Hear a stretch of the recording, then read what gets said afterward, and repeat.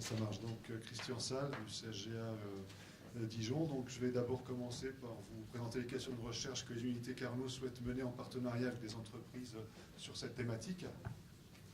Donc, différents ingrédients comme le sel, le sucre, les matières grasses qui ont dans la composition des aliments peuvent contribuer au développement de pathologies si leur consommation est excessive, comme l'hypertension, les risques cardiovasculaires, le diabète, l'obésité.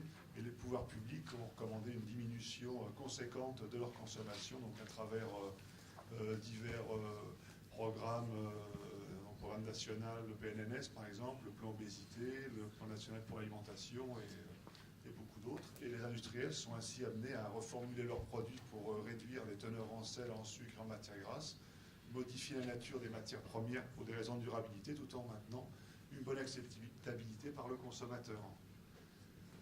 Donc la stratégie de recherche, donc au niveau produit, c'est la compréhension de l'influence de la structure de la matrice sur la libération des molécules, de la flaveur en bouche et des micronutriments dans le tractus digestif. Au niveau interaction produit-sujet, donc identification des interactions aliments-molécules de la flaveur salive muqueuse en fonction du produit et de l'individu. Au niveau cognitif, donc compréhension des interactions multiples, arômes, saveurs et textures. Au niveau consommateur, comprendre les préférences des consommateurs. Et au niveau nutritionnel, optimisation des effets santé.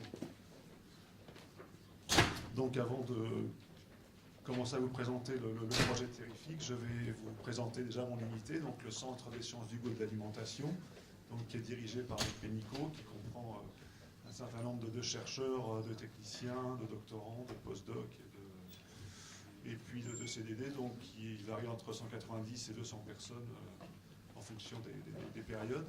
Donc c'est une UMR qui est donc UMR INRA, Université de Bourgogne et puis CNRS.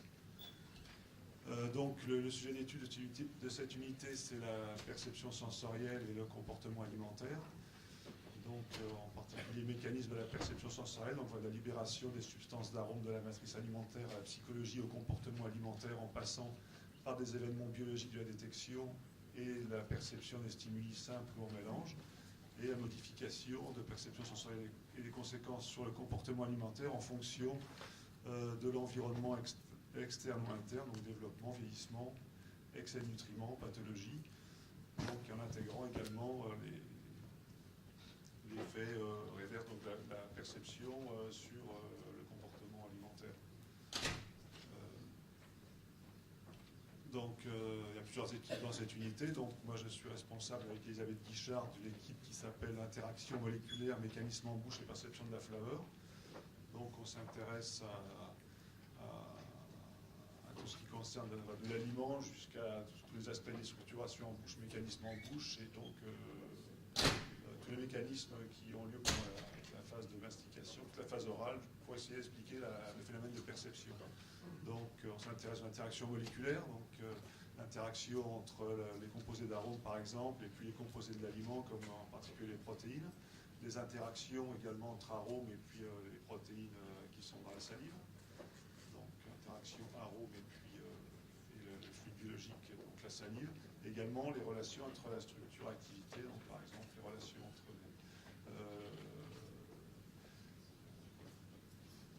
activité, par exemple des protéines et puis des composés d'arômes.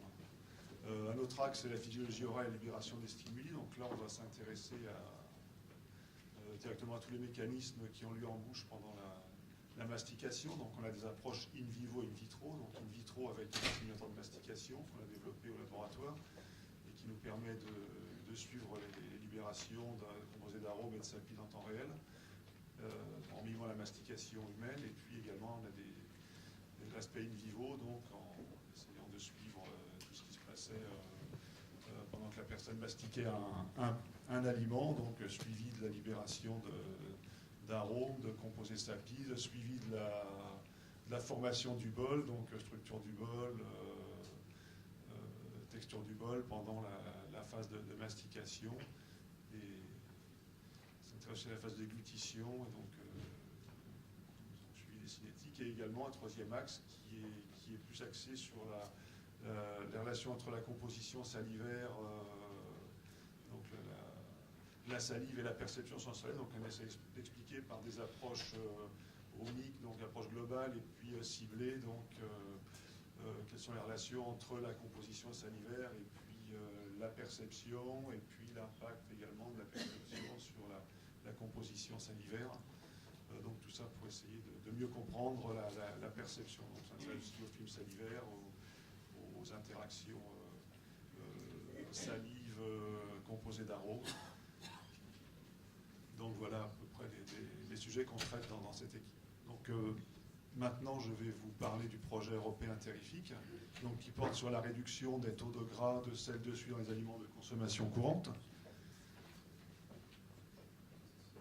Alors le contexte de terrifique, bon, ben c'est en ligne avec ce que je vous ai présenté précédemment. Hein, les institutions mondiaux, européens, nationaux ont alerté sur l'excès de prise de sel, de sucre et de lipides, qui engendrait un certain nombre de pathologies, comme par exemple le sodium. L'excès de prise de sodium va engendrer de l'hypertension, la prise de matières grasses saturées est associée au niveau de cholestérol dans le sérum, et donc plusieurs pays les organisations de santé ont encouragé les industries alimentaires à réduire ces taux de sel, de gras et de sucre dans les aliments, donc dans les aliments qui produisent. Cependant, ces composants sont multifonctionnels et c'est relativement compliqué dans certains cas de réduire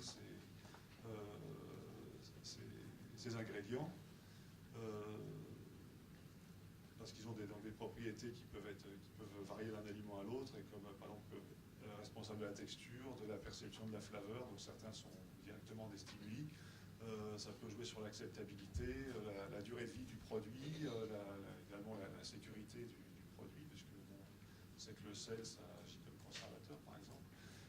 Et puis également, ça peut changer les propriétés nutritionnelles du produit une fois qu'ils sont formulés. Donc la formulation des produits n'est pas une chose aisée, doit être menée de manière raisonnée. Alors, terrifique, donc le vrai titre de terrifique, c'est Combining Technologies to Achieve Significant Binary Reduction in Sodium, Fat and Sugar Content in Everyday Foods whilst Optimizing their Nutritional Quality. Donc, c'est un projet qui est sur 4 ans. 4 ans, donc on a 17 partenaires, dont je vous les présenterai un peu plus tard. Et donc on en est à la moitié, puisqu'on va finir en décembre 2015. L'originalité du projet, c'est qu'on est parti sur des réductions binaires, c'est-à-dire qu'on a choisi de réduire en couple le couple gras-sodium et gras-sucre dans différents aliments. Donc le couple gras-sel, c'est dans les produits laitiers, les viandes, et puis les produits charcutiers, et puis les sauces. Et puis donc le gras-sucre, c'est on a choisi un produit qui s'appelle le muffin, et également dans les sauces, puisqu'on a les sauces salées, les sauces sucrées.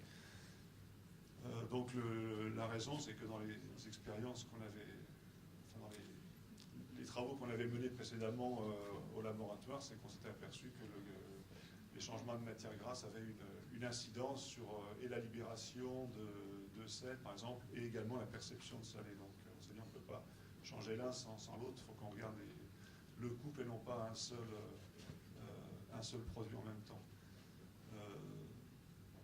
Donc, évidemment, cette réduction, elle doit être faite en même temps on doit s'assurer en même temps de garder les propriétés sensorielles et nutritionnelles des produits, et également les aspects de sécurité, puis arriver à des produits qui sont abordables par l'industriel et également par le consommateur. Alors la stratégie, donc, on s'est fixé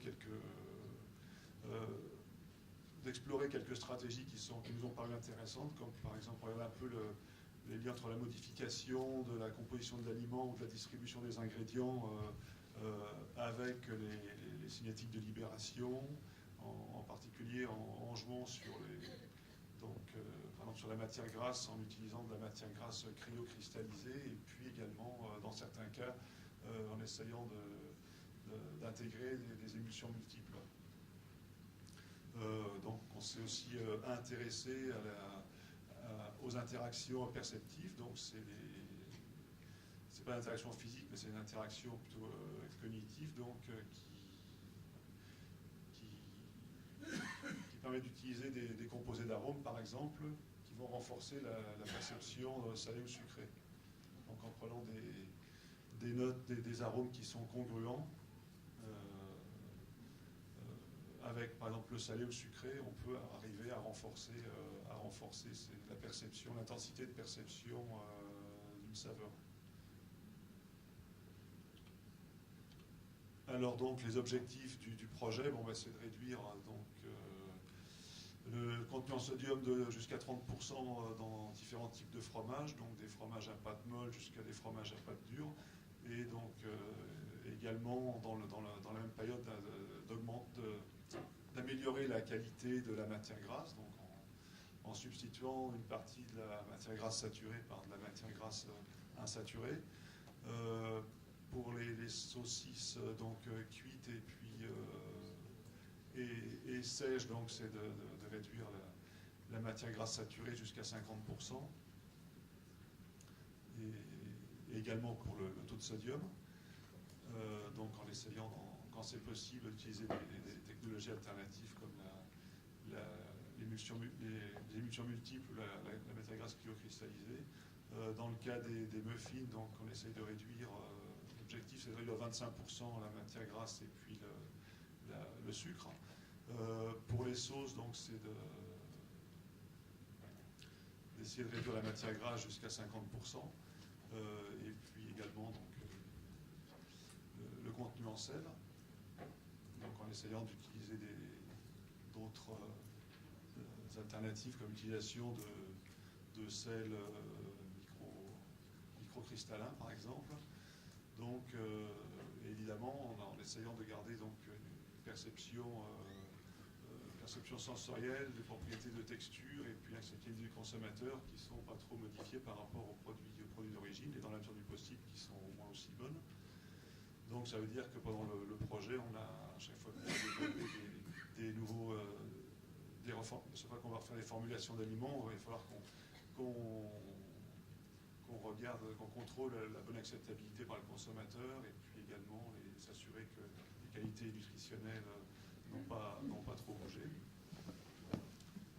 Et puis donc le dernier objectif, c'est de montrer que ce qu'on a pu faire au niveau du laboratoire, c'est transférable de manière assez aisée au niveau à l'échelle industrielle. Donc c'est pour ça qu'on a pas mal de PME dans le projet. Donc c'est une partie de leur travail, ce sera de faire le transfert vers l'échelle industrielle. Donc les partenaires, partenaires non PME, donc on a Nofima en Norvège, donc l'IFR. Bon, je passe vite alors. Voilà. Wageningen, donc Lactia, INRA Transfert et puis donc INRA tout court. On a donc 11 PME donc, qui sont chacun s'occupe d'un produit particulier, donc on a différents. Certains travaillent sur le fromage, les sauces, les muffins, les saucisses sèches.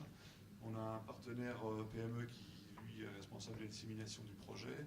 Dans l'organisation, voilà, on a 4 forts packages, donc chacun qui est dédié à un type de produit. Donc un pour les matières grasses, un pour les saucisses, les produits carnés, un autre pour les bakery products, les muffins, et puis l'autre pour la sauce. On a un work package transversal qui est donc plus sur un peu, on essaie de regarder un peu comment ces changements vont influencer la perception temporelle et puis la libération de flaveurs en bouche. Donc j'en parlerai un peu plus tard. Le 6, c'est donc le transfert, donc développement de produits reformulés donc à l'échelle industrielle. Donc là, on a essentiellement les PME qui sont impliquées dans ce work package, mais ils sont également impliqués dans la phase de recherche, partiellement, au moins pour des conseils et pour aider un peu les laboratoires à mettre ça en place. Ensuite, on a un work package de dissémination et puis donc le management. Voilà, donc les stratégies vont... les stratégies, c'est de réduire le sel, de regarder un petit peu ce qui se passe au niveau, par exemple pour les fromages, au niveau maturation, quelle est l'incidence d'une réduction de sel sur la microflore, comment les arômes vont se développer. va changer, de regarder un peu les aspects acceptabilité, les effets de transformulation, et puis de regarder aussi ce qui se passe quand on réduit les taux d'acides gras saturés. Donc un peu la même démarche pour les produits charcutiers. Donc pour les saucisses cuites, par contre là on fait des essais de remplacement de la matière grasse par des émulsions, différents types d'émulsions. Donc pour les gâteaux, c'est un peu la même démarche aussi, hein, l'utilisation d'émulsions multiples pour essayer de réduire les taux de matière grasse. Donc les sauces, pareil. Donc les sauces sont un peu dédicacées à ce travail sur les émulsions. Donc il y a une interaction importante entre le Work Package 4 et puis les 2 et 3 qui utilisent également les émulsions multiples. Le 5, c'est l'aspect un peu plus scientifique. Donc on s'intéresse en partie, comme je l'ai dit tout à l'heure, aux interactions perceptibles. Donc on essaye de regarder quels sont les arômes qui pourraient renforcer les notes salées, sucrées, grasses des aliments. Donc on a déjà des résultats intéressants. On a certains arômes qui renforcent le salé très significativement, ainsi que la perception du gras.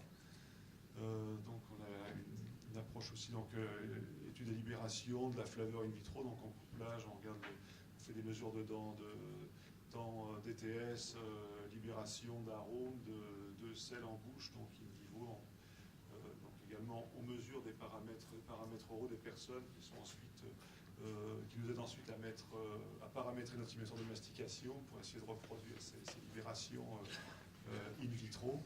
Et on a également une étude sur la diffusion des stimuli sapides, donc on regarde un peu la diffusion de soluté de la matrice vers la phase salivaire et également dans la matrice, les coefficients de partage, et puis également la mobilité du sodium, puisqu'on sait que le sodium il peut être libre, mais il y en a aussi une partie liée qui ne participe pas à la perception du salé. Donc par la ramène du sodium, on peut arriver à déterminer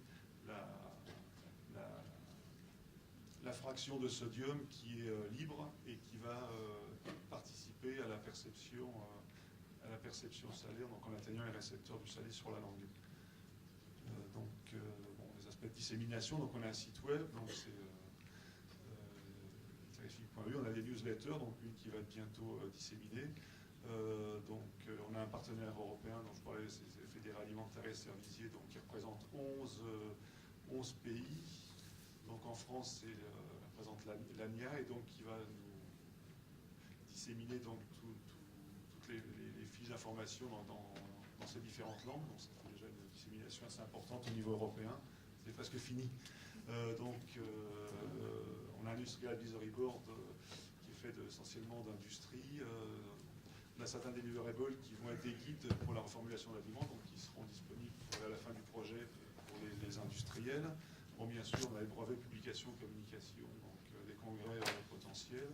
Et puis, donc, on a un séminaire de fin de projet, donc tout comme Plijur, donc qui a été indiqué ce matin par Alain Lebaille. Donc, nous, on va participer à leur séminaire de fin de projet. Et puis, donc, inversement, on les invitera à participer à notre séminaire de fin de projet, donc qui aura lieu fin 2015, début 2016. Et puis donc, comme si, on a les associations type FSA, les organisations de santé, les industries pour les aider à mieux reformuler. Donc l'advisory board, on a différentes grosses industries, on a un distributeur, on a également un CRIT, et puis donc des pôles de compétitivité, donc Portugal, en France avec Pythagora.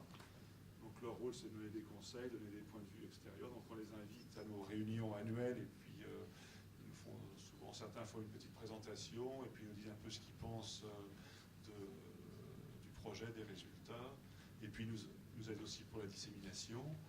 L'impact potentiel, c'est d'arriver, c'est un peu ce que j'ai déjà dit tout à l'heure, c'est d'arriver à faire des aliments qui sont réduits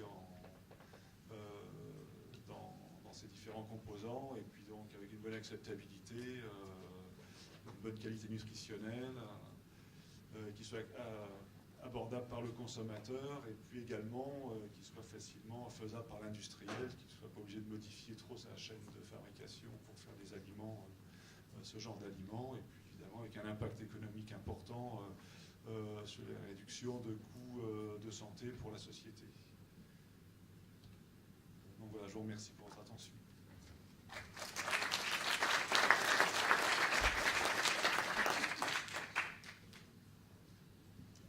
Merci Christian. Je vais prendre la suite donc, pour présenter l'intérêt d'une PME à participer et agir dans un projet de type européen tel Terrific.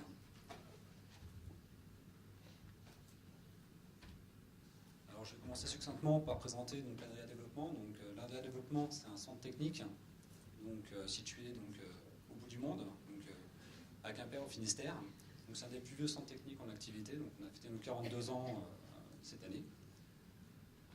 Alors, pour résumer, on est un centre technique ITAI. Trois métiers principaux. Donc, la recherche et l'innovation dans le développement de produits, mais aussi en microbiologie et qualité sanitaire des produits. La formation pour le transfert en fait, des connaissances aux industries. Et l'audit conseil, notamment en région Bretagne. Donc, deux grandes expertises. Donc, la qualité et la sécurité des aliments, qu'elles soient organoleptiques, pour sa stabilité, mais aussi microbiologique, et l'innovation, produits, procédés et méthodes d'analyse. Ce qu'on a pu voir tout au long de la journée, des chercheurs développer des méthodes au long de projets. L'idée, c'est de pouvoir vulgariser et adapter ces méthodes aux industriels, pour qu'ils puissent les appliquer chez eux assez facilement. Formation audit conseil, je vais passer rapidement là-dessus. Des formations inter-entreprises sur des thématiques assez générales, spécifiques, telles l'activité de l'eau ou l'aréologie dans mon domaine, mais aussi des formations intra-entreprises, ce qu'on appelle des actions sur mesure, que ce soit de la qualité HACCP, du développement de produits, des bonnes pratiques microbiologiques, l'utilisation d'outils d'aide à la décision, telle la microbiologie prévisionnelle. Tout ça, ce sont des métiers qui sont couverts par l'ADRIA. L'ADRIA, finalement, on est une structure PME de 50 employés, mais c'est 55% de cadres. C'est une quinzaine d'ingénieurs, c'est 7 docteurs, 3 directeurs d'unités scientifiques, prospectives et formation. Donc des compétences assez larges et avec un choix d'être multifilière. On a une couverture sur les produits BVP, charcuterie, laitier. Donc on est vraiment ouvert à tous les domaines, ce qui nous demande un renforcement et une veille technologique et scientifique permanente pour être le plus performant possible et apporter le plus d'informations possible aux industriels. En recherche-innovation, développement produit, innovation procédé, je vais surtout faire un focus là-dessus car c'est mon équipe et j'aurai plus de facilité à en parler. En microbiologie des aliments, on peut pouvoir travailler sur les process pour reformuler un produit. Ça paraît bizarre, mais pourtant c'est un élément essentiel car on parle toujours d'utiliser des additifs, des substituants, mais déjà en travaillant sur le procédé, vous pouvez retravailler et requalifier vos produits. Par la fonctionnalisation sur un barattage, par exemple sur les protéines de viande ou l'exposition du sel, plus vous baratez longtemps, plus vous avez de chances de fonctionnaliser vos protéines. Un meilleur exemple, c'est certainement Fleury Michon, qui depuis longtemps travaille sur la réduction du sel, en travaillant juste sur un bouillon aromatique, et pourtant son process, par le choix de la matière première et l'application d'optimisation des temps de barattage, va aussi faire un jambon de très bonne qualité. Donc caractériser, stabiliser les textures, comme on a pu voir, un des aspects fondamentaux d'une reformulation, c'est de pouvoir prédire que le produit garde ses qualités organoleptiques, mais aussi texturales. Expertise sur les transferts et l'activité de l'eau dans les aliments. Vous retirez du sel, vous retirez du sucre, vous retirez des dépresseurs d'activité de l'eau. Si vous retirez ces dépresseurs, l'activité de l'eau réaugmente et vous exposez à des croissances de micro-organismes pathogènes ou d'altérations. L'accompagnement dans la démarche d'extraction des entreprises, vous avez pu voir, la charte PNNS sur le sel, la réduction du sel par exemple, a été montée par Emmanuel Leminous, qui est notre ingénieur de nutrition en développement de produits et procédés. Et une veille scientifique et technologique, c'est tous ces forums, toutes ces disséminations, toutes ces présences dans les commissions notamment valoriales, ingrédients, ou nutrition, ou même produits carnés. J'ai juste un petit aparté quand même sur nos amis de la microbiologie. Il y a un gros secteur pour l'ADRIA qui représente 2 tiers de l'activité recherche sur le développement et réalisation de nouvelles méthodes rapides d'analyse microbiologique et moléculaire. Donc de gros partenariats avec des gens comme Danone, Baume & sur ces méthodes et leur validation. La détermination, l'optimisation des contrôles de la durée de vie, que ce soit sur des produits de conserverie, mais aussi des produits frais ou des produits d'assemblage. Et je vous parlais d'outils de la décision. Vous avez SimPrevious, qui peut être connu de certains, qui permet de prédire la croissance des flores, pathogènes ou non, en fonction du pH, de l'activité de l'eau, des températures. Et un autre logiciel qui s'appelle le Designer, qui lui permet de prédire l'activité de l'eau de votre produit à partir de votre formulation. Plus besoin de vous embêter à aller le produire, à le mettre en prod, à faire des pré-essais et faire des mesures. Juste avec votre formulation, vous êtes capable de prédire son activité de l'eau, qui est un des paramètres de contrôle sur la croissance de micro-organismes, mais aussi sur la stabilité organoleptique de votre produit. L'exemple le plus simple, c'est vous prenez une quiche Lorraine, vous avez votre pâte et votre garniture qui est très humide. Pour limiter les transferts d'eau et le détrempage de votre pâte, il suffit d'équilibrer les activités de l'eau. Donc rapprochez finalement l'activité de l'eau de votre pâte avec votre garniture et vous augmentez d'autant la délivrance de votre produit. Donc l'innovation, ça passe par de la recherche, évidemment, du développement, de l'innovation. L'innovation, ça peut être, comme je vous disais, soit sur du procédé, mais aussi sur des nouveaux ingrédients. On parlait tout à l'heure de la fonctionnalisation des protéines végétales pour remplacer les protéines de viande, ça fait partie de ces travaux. Donc la nutrition, donc évidemment le PNNS, mais aussi le clean labeling qui apparaît, qui sont aujourd'hui des nouvelles contraintes pour une meilleure santé, et l'expertise. Donc l'expertise, c'est présent donc, sur les projets de recherche avec les chercheurs qui apportent donc, finalement les connaissances amont, et à nous de vulgariser et transférer donc, auprès des industriels cette valeur ajoutée. Donc je fais un focus sur l'activité DPP, donc développement produits procédés. C'est 3 chefs de projet donc, au sein de l'ADRIA, donc 2 ingénieurs et un docteur dans le domaine du procédé, donc de la nutrition et de la science des aliments. On dispose d'un laboratoire de caractérisation des propriétés fonctionnelles des ingrédients et de caractérisation biologique texturale des produits, car on peut avoir identifié un ingrédient magique, son application dans une matrice complexe, on parle d'alimentaire, donc on est dans une matrice très complexe, ne peut se refléter finalement que de sa caractéristique texturale finale. Guy de Laval qui est plus là nous l'a montré donc, sur le pain. On peut avoir une formulation très simple et avoir des textures très compliquées à la fin à juger et estimer.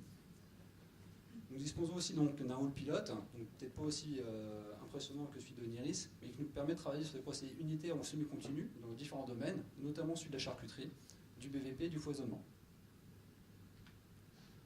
Donc ici un petit listing des différents équipements. Donc, pourquoi je les présente là, c'est pour les industriels qui sachent qu'on est capable finalement, même si on est en centre technique et de recherche, on a des compétences et des activités et des expériences dans ces domaines de transformation de produits. Donc un hall pilote qui nous permet de faire des productions pilotes, comme il l'a dit, et aussi donc, des pré-séries. Dans différents domaines, donc avec mélangeurs, batteurs, poussoirs, on a un gros domaine de charcuterie, sur les traitements thermiques aussi, et donc ensuite les fours cuissons en statique, rotatif ou instrumenté, notamment dans le domaine de la BVP. Réaliser des produits, c'est bien, les caractériser, c'est mieux. Donc, afin de pouvoir retranscrire tout ce qui a été fait donc, dans les laboratoires de recherche amont, on dispose d'équipements de recherche assez similaires dans notre laboratoire pour caractériser donc, à la fois donc, les ingrédients, mais aussi donc, leur comportement en fonction des températures. Si on s'intéresse donc, à ce qui va être la rhéologie, la viscosimétrie ou la rhéométrie, l'emballage température ou en cristallisation, la DSC. En fait, tout ça pour pouvoir mimer des instants de process et caractériser l'impact de ces instants de process, que ce soit pH ou température ou activité de l'eau, pour ne pas dire donc force ionique, sur les ingrédients et leur application dans la matrice. Donc apporter finalement de la compréhension aux observations. Les activités finalement autour de ce qui nous intéresse aujourd'hui, la nutrition, sinon c'est des nouveaux cahiers des charges. Qu'est-ce qu'on va faire? Moins de gras, moins de sucre, changer les matières grasses, diminuer le sel. Ce qui fait qu'on a des nouveaux cahiers des charges avec des consommateurs qui à la fin veulent toujours les mêmes produits. Ça veut dire retravailler l'innovation, retravailler le développement. On peut agir sur différents niveaux, donc évidemment les procédés d'opération unitaire, optimiser les conduites de procédés. Pourquoi optimiser les conduites de procédés? Vous travaillez sur une pâte à pain pour tirer donc, le sel, vous avez une viscosité qui est beaucoup plus collante. Vous avez un produit qui passera beaucoup moins facilement à laminage. Propriété fonctionnelle des matières premières, je vous parlais du jambon tout à l'heure, pour tirer le sel, vous allez moins facilement donc, fonctionnaliser vos protéines, vous allez avoir moins bon collant. Le jambon, c'est 4 muscles différents. D'accord, j'accélère. Ce sont 4 muscles différents. Et donc, pour faire le lien, il faut travailler sur le barattage. Bon, allons vite. Donc, impact des substitutions. Donc, un listing non exhaustif, mais par exemple, sur les matières grasses au point de fusion, on peut travailler sur les fibres, une autre matière grasse végétale, travailler sur un foisonnement ou les émulsions multiples. Cependant, on n'a aucune garantie d'avoir la même qualité de produit. On peut avoir des pertes de texture, évidemment une perte organoleptique, une migration de gros stockage. C'est ce qu'on a pu voir récemment sur la substitution d'huile de palme dans les biscuits. Au bout de 3 mois de DLUO, vous aviez des disques blancs, blanchâtres au fond de vos biscuits qui apparaissaient, et ça, c'est la substitution d'huile de palme par une autre huile végétale. Pour les sucres, c'est facile de travailler sur organoleptique en utilisant des édulcorants. Cependant, côté texture, impact, activité de l'eau, tout ça sont des choses qui sont beaucoup moins bien maîtrisées, qui demandent de travailler sur des sucres invertis, des polyfructoses, retravailler sur des fibres pour absorber une quantité d'eau. Je passe aussi donc le sel, différents substituts. Donc là, je cite le Cassel, qui est le substitut minéral le plus connu. Problématique, c'est qu'il développe donc un goût légèrement amer. Les substituts végétaux, eux, vont couvrir le goût. Le problème, c'est qu'ils n'ont pas les fonctionnalités donc, et les dues aux forces ioniques, dues aux ions et leurs forces ioniques. Les arômes et bouillons, donc on a évoqué Fleury Michon, ça c'est une alternative autre, on va masquer et apporter autre chose. Bon, en général, on arrive à substituer pour pallier les défauts organaux et on va avoir des produits de moins bonne texture, de moins bonne fonctionnalité, ou inversement, on va optimiser donc, la fonctionnalisation des ingrédients et avoir des produits à texture satisfaisante, mais avoir des faux goûts.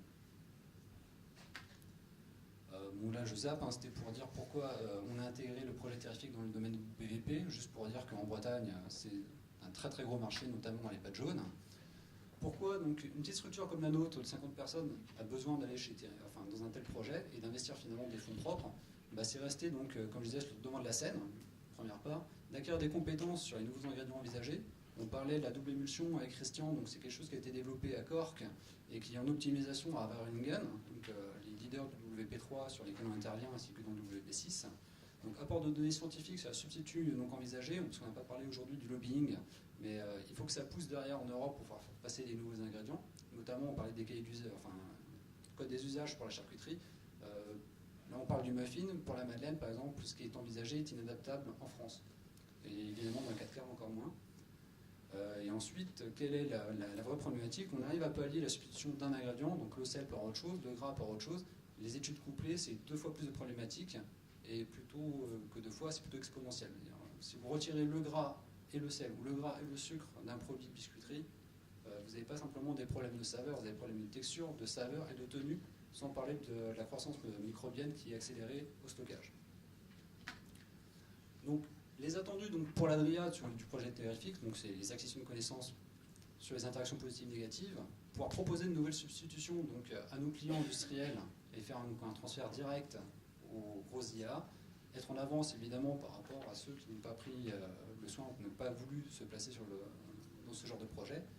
Et la dissémination scientifique se fait aussi bien dans les centres techniques que dans les centres de recherche avec des publications, qu'elles soient à échelle très scientifique, soit le Journal of Food Engineering ou du REI du process. Voilà. Juste pour terminer, des exemples de mise de produits sur le marché liés à la substitution réalisée à l'ANRIA, donc que ce soit dans les projets collaboratifs privés. Donc là, je mets collaboratif privé, c'est plusieurs industriels autour d'une même thématique, des industriels soit en compétition sur un projet ou sur toute une échelle, c'est-à-dire le fournisseur d'ingrédients, le transformateur, un responsable d'emballage, donc des substituts de sels minéraux, notamment Nutrionix, substituts de sel à partir de minéraux de lait, donc travailler avec Armor Protéines sur le lactosol, que vous pouvez connaître certainement, ou des développements donc uniques avec une industrie, enfin avec un industriel plutôt.